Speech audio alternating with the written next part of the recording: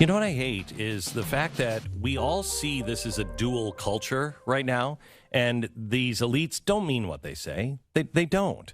I mean, the Emmys were okay for everybody to gather and sit around and not have a mask, but you have to? I mean, in Los Angeles, it's crazy. You can't do anything. It's carved right out of the law. Right. If you're a performer, you don't have to deal with this stuff. And that makes no sense whatsoever. That's not how COVID works. Oh, really? Yeah.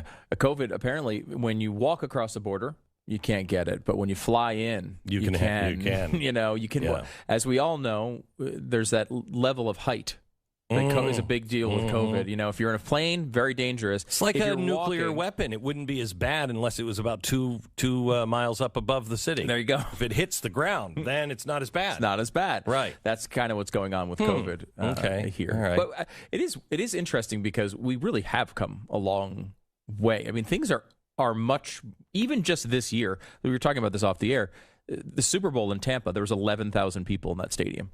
And a bunch of cardboard cutouts. To make it look full. That was this year, in February of this year.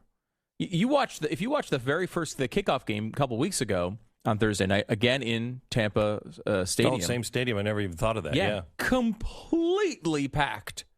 Like, you know, wall to wall, completely packed to the rafters. And it's like, well, and they're not really rafters in an outdoor stadium, but that's a side point. The bottom line there is that, like, it really has come a long way this year. I mean, things are different, and that was Florida in February of this year. They were only allowing 11,000 in New York. It's really, really bad, and they're saying, you know, they have to have vaccine passports. Nobody's really enforcing them. Yeah, and they point their finger down to Texas. That's what it's like in Texas and has been for a while. We got it. We got it. We got it. That's what they're saying. This is ridiculous. We got it. Sure. And they're not enforcing. Well, that's against the law in New York. Why aren't they enforcing it? Why isn't that happening? Because they know too many people are saying this is bullcrap. Just like I think with the Emmys. If you are in Los Angeles and that's okay and you have to mask up, does that seem right to you? This is the Glenn Beck Program. The theaters. I feel like they're going to delay it until 2028. I have waited for that movie. Yeah. I can't tell you how long. It's only a few weeks away, right? And it's like, supposedly. Again, I'll believe it when I see it. Let me tell you about American Financing. Take for a moment, ask yourself, where do you see yourself in 5 years? Now, in the next 20 minutes, you are going to probably adjust that view. Where do you see yourself in 5 years? Can you save money? Can you stop paying so much in interest on your credit cards? What is your mortgage interest rate? If it's not down 3 or below, you're paying way too much. I want you to call American Financing right now, 800-906-2440. Maybe you'll make that call after you listen to the first 20 minutes or watch tonight's TV show. But you'll understand why I have been feeling the hot breath of doom on my the back of my neck for a while. It's coming. It's coming. And you need to be set up. AmericanFinancing.net.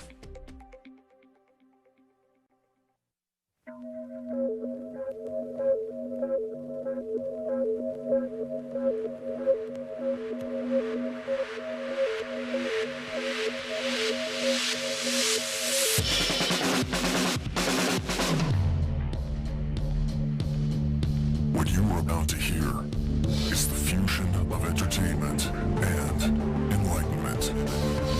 This is the Glenn Beck Program. Hello, America. Welcome to the Glenn Beck Program. I want to talk to you about how your life is going to forever change, and it already is. We're already on the road.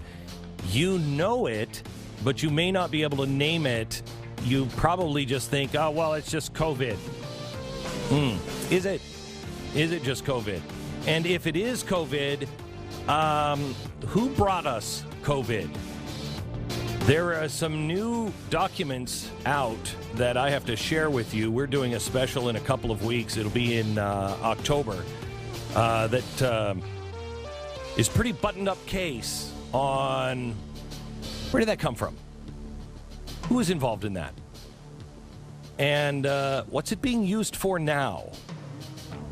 There's lots of agendas involved, but the biggest agenda is to get you under control, get your spending under control, make sure that you're only doing things that the government wants you to do. And this is not just a U.S. government. This is a global thing. It's happening all over the world. That's why you're seeing the lockdowns pretty consistently everywhere in the world.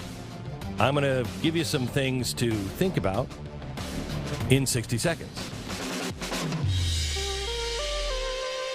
The Glenn Beck Program. What do you feed your dog, typically? What do you feed your dog? You even know? I don't even know the name of this crap. I don't know the name of the food, no. All I know is you put a little rough greens on top. Yeah, that's all I know. Yeah. I know I get it out of a big white bag that looks like a prescription food. You know what I mean? Sure. Yeah. I just like it because you can pretty much give them styrofoam peanuts and they'll eat it if you put rough greens on them. Now, I don't know if that's healthy. Well, Joe Biden's been apparently putting rough greens all over Secret Service agents. Oh, and, really? Yeah. His dog loves it. Loves it. That's true. There is rough greens. Rough greens, not a dog food, but it's a supplement that you sprinkle on the dog food. It's chock full of vitamins, minerals, probiotics, antioxidants, you name it. It is good. It is healthy for your dog, and you can get it right now. In fact, get a free bag of rough greens for your dog to try out. It's Rough Greens. All you have to do is go to roughgreens.com/Beck, roughgreens.com/Beck. Pay for shipping on that first bag just for your dog to try out, and then order a full bag of rough greens and watch what happens to your dog. It's pretty amazing. 833-GLEN-33, 833-GLEN-33, roughgreens.com/Beck.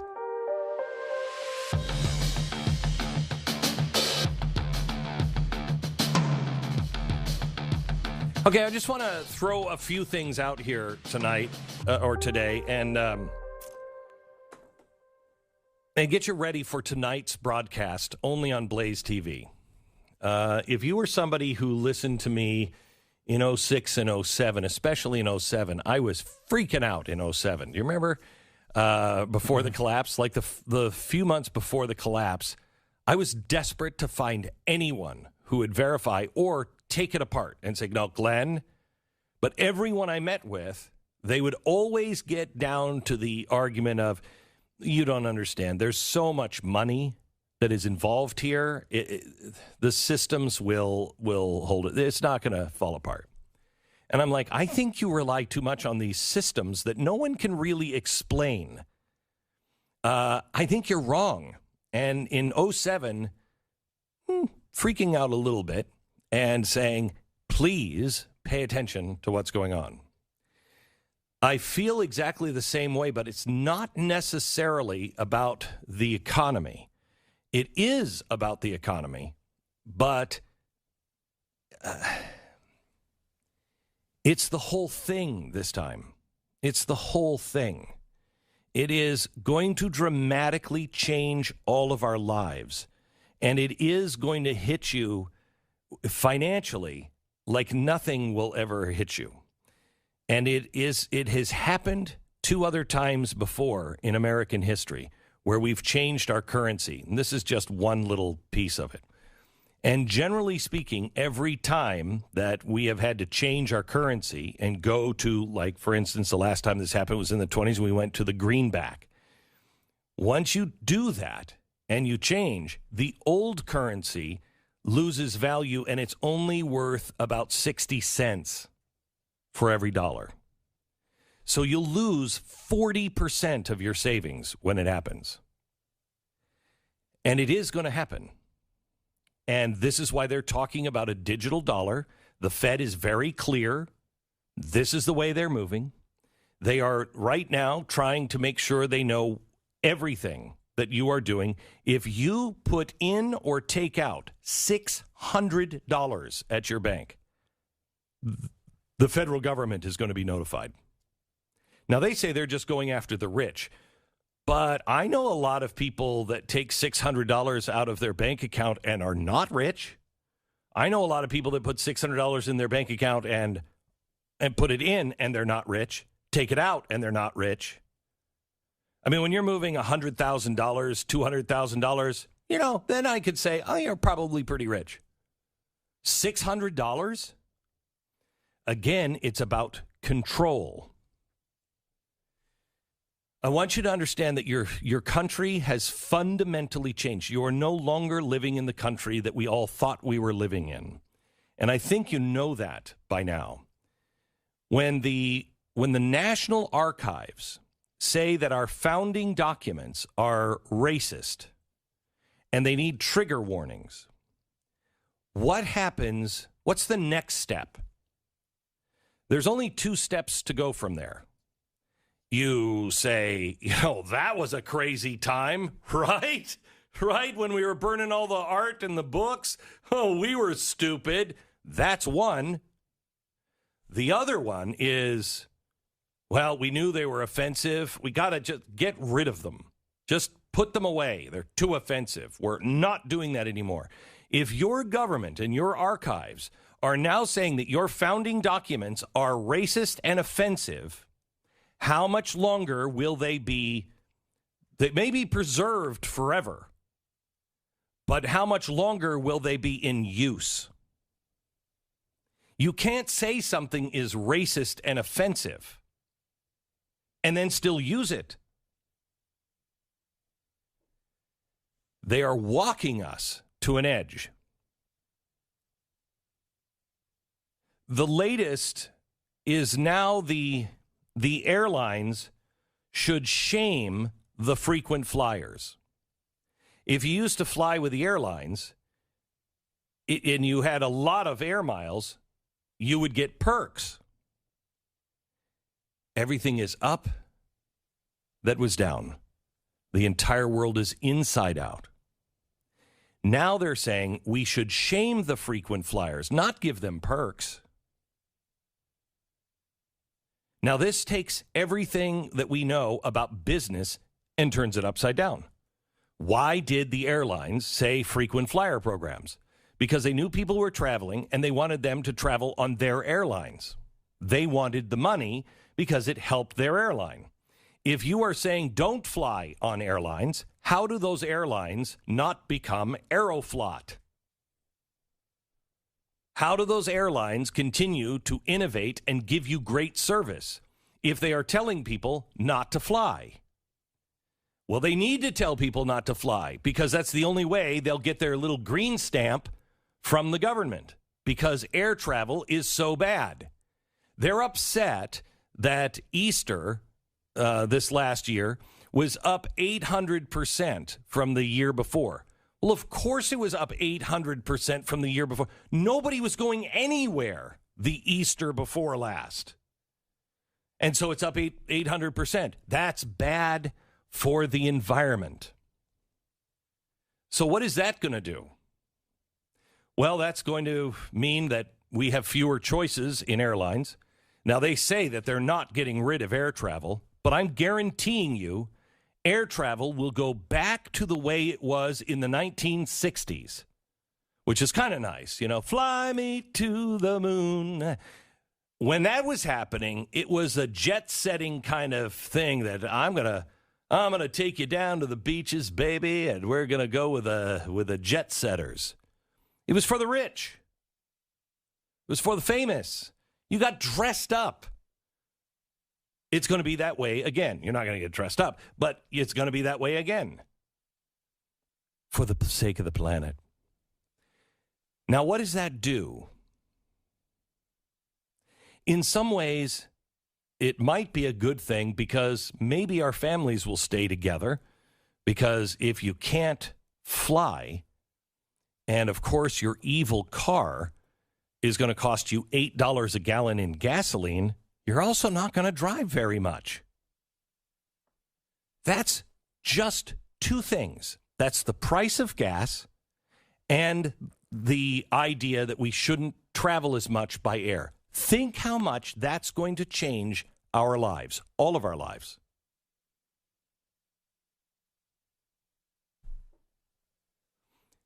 This is just one thing. And let me go a little deeper on that one thing. Right now, the banks, Citibank has just gotten on board with BlackRock, where they are no longer going to give anyone a loan that is building any kind of fossil fuel plant to be able to create energy. Now, I don't know if the geniuses, and they do, I don't know if the geniuses have figured this out or thought of it, but when you are going to an all-electric car, all-electric vehicle-based economy, you're going to need more electricity, not less. Tonight, I'm going to show you the 5 categories that made America great. And I'm not talking about, well, I am kind of. I'm not talking about America is great because America is good, although that does play a role. I'm talking about what made the United States of America the powerhouse that it always was. Because in the 20th century, something happened. And we became the powerhouse. And it's very clear what those things were. And right now, all 5 of them are being dismantled. And I mean dismantled in an epic pattern.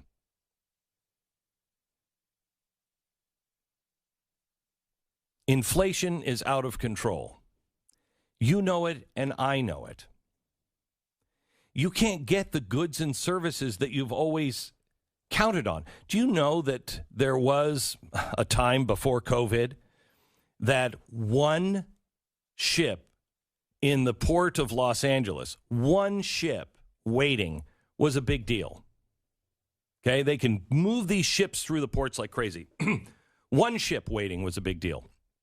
And that was usually cleared, within a day. There are now 73 ships, cargo ships, off the coast of California waiting to dock. The docks are all screwed up. COVID, they don't have enough people to work, yada, yada, yada. That's why you can't get anything. There's 73 ships waiting to put things onto our ground that you might be waiting for right now. I'm sorry, but I don't believe all of this is happening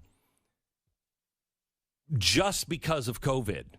The government is playing a role in keeping people off of work. They want UBI. And they also want to train you not to work, that it's easier just to stay home. We can't play into that. They're also doing everything they can to hurt farmers. I'm going to show you what they're doing to farmers tonight that I truly believe, and I don't mean just farmers here in America. I mean farmers all around the world. This is happening on a global scale. I truly believe this idea that they have and are implementing now is as dangerous as Mao's 5-year plan, which caused China to starve to death. I believe by 2030, if we don't wake up and start standing up as a people and going, whoa, whoa, whoa, whoa, whoa. No, my elected official never put that into law. If we don't start standing up and demanding that these agencies are under control, I believe global starvation will hit epic levels by 2030. So what can you do? Tonight I'm going to show you the scenario of the 5 categories. It is the plan to make not only the United States, but every country that's not already Venezuela. It is the epic takedown of the West. And I'll give you some things that you must do to prepare. That's tonight at 9 o'clock on blazetv.com/Beck. blazetv.com/Beck. It's worth joining just for tonight's show. You will get information that I don't think you're going to get anywhere else. And in a few weeks, we have a COVID special that I guarantee you will not get anywhere else. And if we do anything that you find worthy, please join us. We need your support. It's blazetv.com/Beck.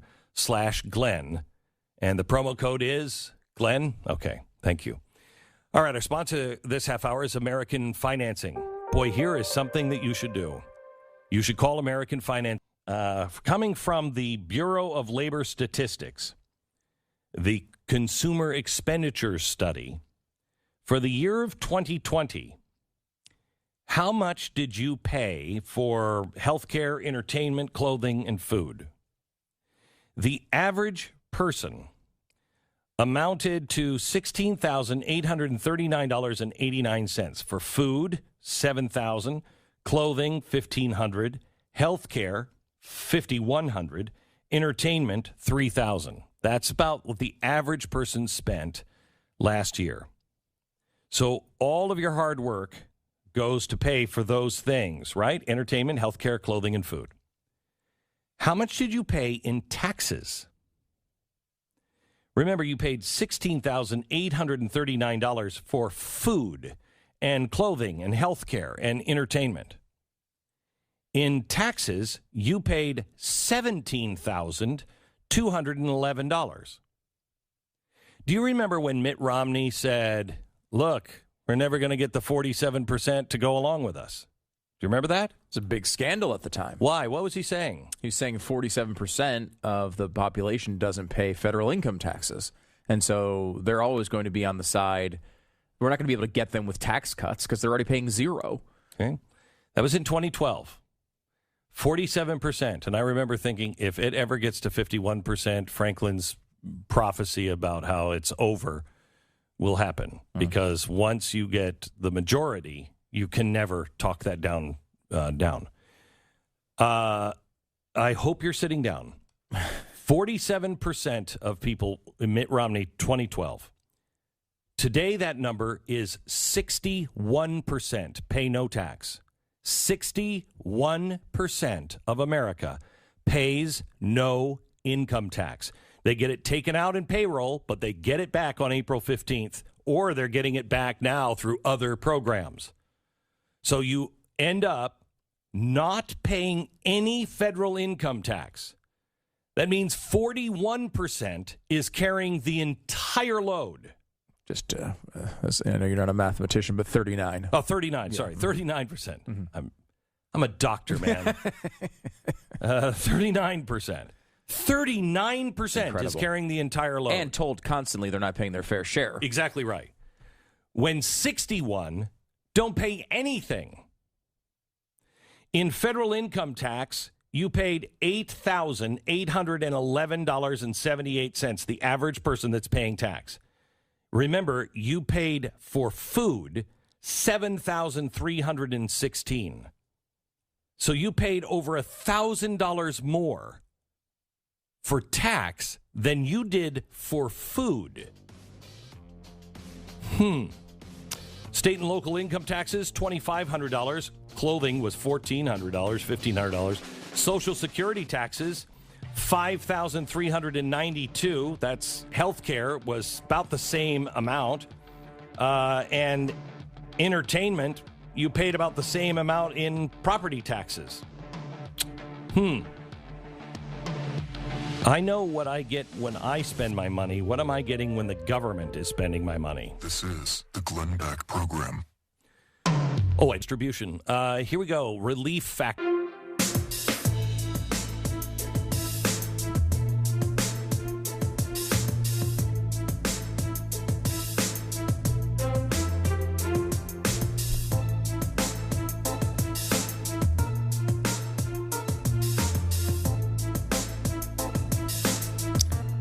This is the Glenn Beck Program.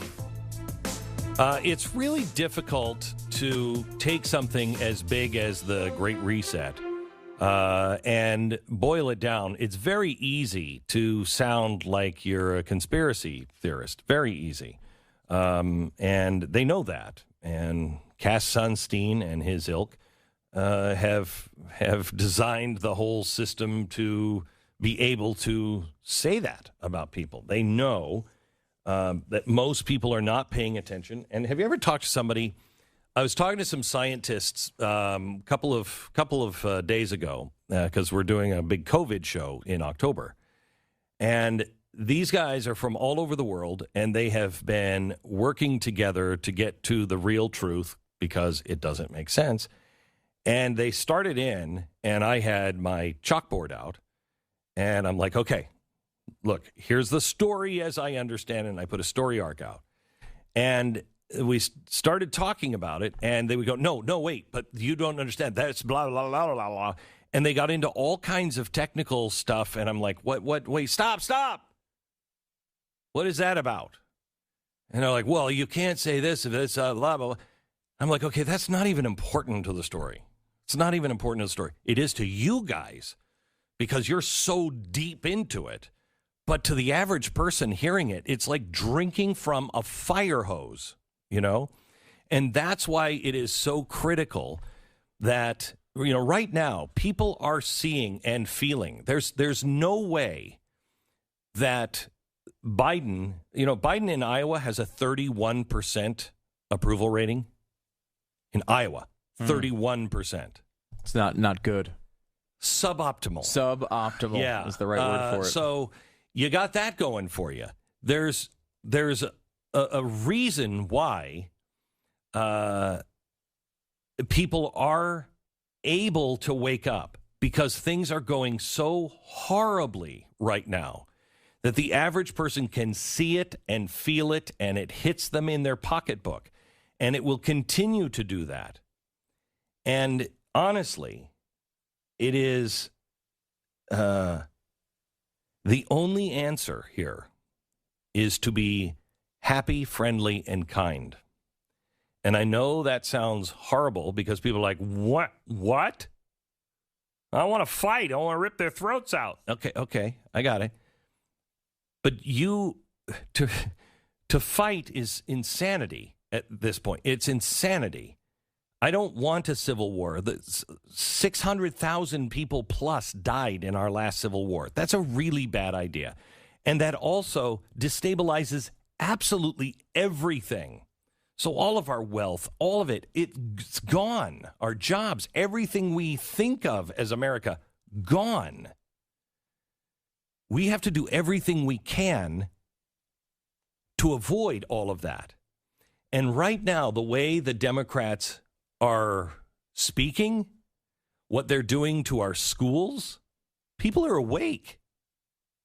And you need to be friends with them and talk them down out of the tree. The people who voted differently say, I got it.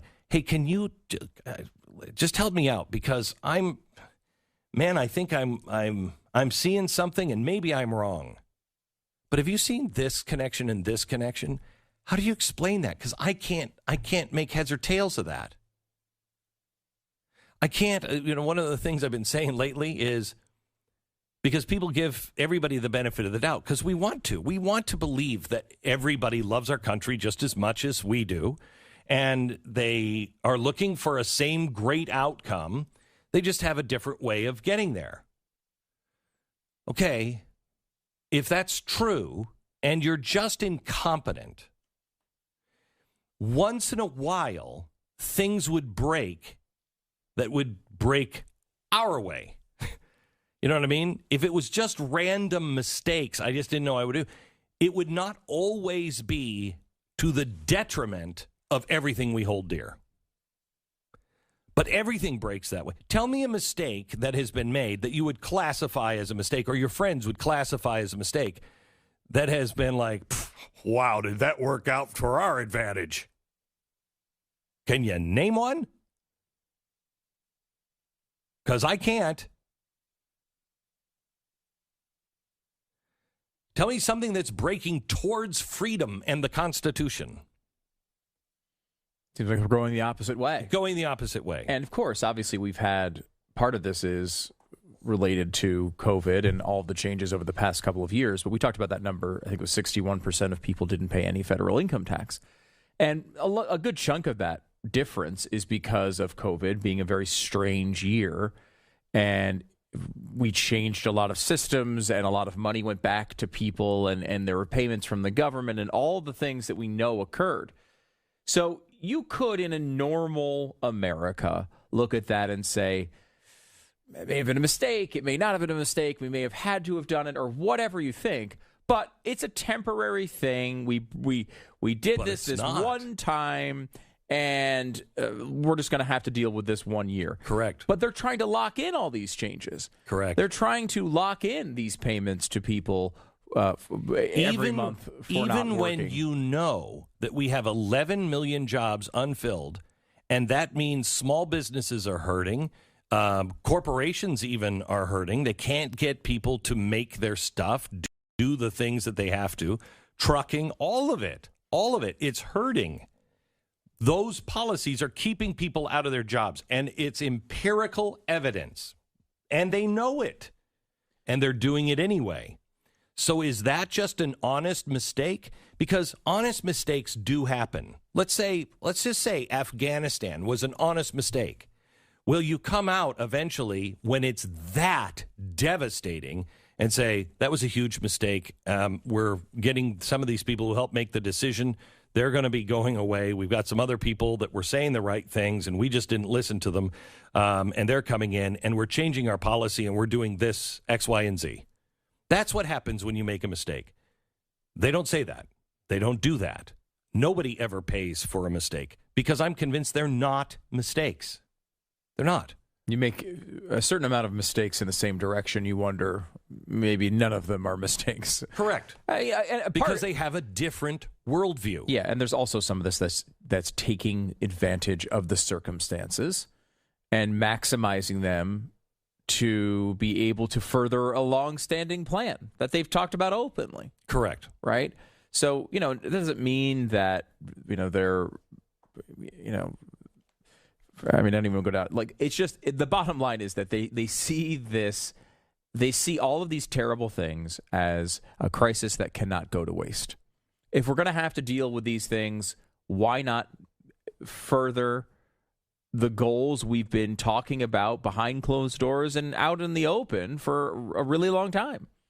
We can lock in things that we've never been able to lock in before. Mm-hmm. And they're doing it right in front of our eyes. And you have the president saying that we are going to fundamentally change our capitalist system, go from a shareholder to a stakeholder. That's very different because this system doesn't work for everyone. Well, wait a minute. And when you look at if 39% are paying for the entire load and they're paying the income tax, when they say we're going to raise the income tax, who are they raising that on? They're raising that income tax on the wealthy, and everybody says, yeah, get the wealthy. Well, now that's the top 39% who's carrying the entire load. You might not want to piss them off or do things that will hurt their businesses. You might want to keep that cash cow coming. You don't kill the cash cow. So if you have 39% paying all of the taxes, now think of this. That includes anybody who's making over, $400,000, $200,000. In the beginning of my career, when I was making good money, $200,000 a year, what was I doing with that money? I was building this business. I was employing how many people? At one point, I think I was employing myself like 150 people. You're gonna come after me, the small businessman, and you're gonna make me pay more? Because the only thing I'm gonna do is I'm gonna have to fire people and downsize because I'm spending all that money for growth. They're going to start penalizing people with houses. They're going to make it impossible for people to own land or a farm. Do you know that in New Mexico, they're now trying to pass a bill for 50-50? They want the people of New Mexico to put 50% of all of New Mexico in a global trust. That sounds like a bad idea. It does sound like a bad idea, Yeah. You know what's going to happen? You know how they're going to get to their 50-50 goal in the entire United States? They're going to make it impossible for you to pay your taxes. They're going to make it impossible for you to do it unless you sell your house or your land. Because remember, the idea by 2030 is that you don't own anything. That implies somebody does. The government does. Meaning no private ownership. No private ownership. You can't take America that was built on private ownership. Remember, that's what we came away from. We were in England where you couldn't really own the land. You rented the land or worked the land from the lord or the lady. You didn't have property. You couldn't do that. We're going back to that. And they say no one will own it. Well, someone will. Someone will. And it won't be yours. So the top 1%, they're not really paying taxes. The billionaires are not paying income tax. They're not.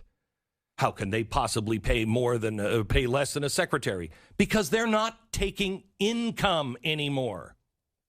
And you're not affecting any of those George Soroses. I can guarantee you they don't care because they're not affected. So who are you affecting? The people who are trying to move up in class. You're keeping everyone down and telling them, don't work. Don't work for those. Those skills don't matter. Don't do it. Just learn how to be a protester. Then they're taking the money and the taxes from the people who are trying to build wealth and trying to build something in the entrepreneurial American spirit. And then they're leaving the richest of the rich completely alone. Because those are the lords and the ladies. They have to squeeze this entrepreneurial class and crush it. So you'll have lords and ladies and serfs. Tonight, I'll lay this all out for you on how it's really happening on blazetv.com/Glenn. Use the promo code Glenn and you will save today. Make sure you join us and don't miss this one tonight. We'll try to break it down so it's not drinking from a fire hose.